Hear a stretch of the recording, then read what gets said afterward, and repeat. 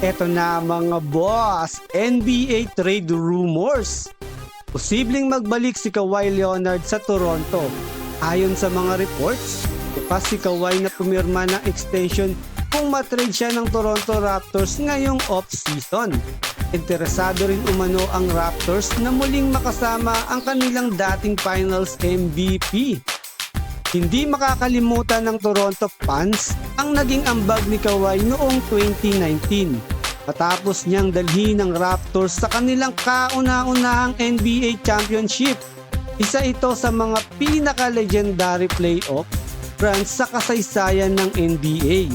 Kung mangyari ang reunion na ito, makakakuha ang Raptors ng isang veteran leader at proven champion na pwedeng tumulong sa kanilang batang core.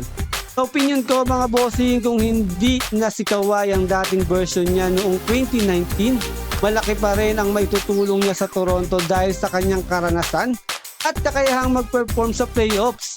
Pero ang pinakamalaking tanong, kaya bang ulitin ni Kawhi at ng Raptors ang magic ng 2019? Halina't pag-usapan natin yan.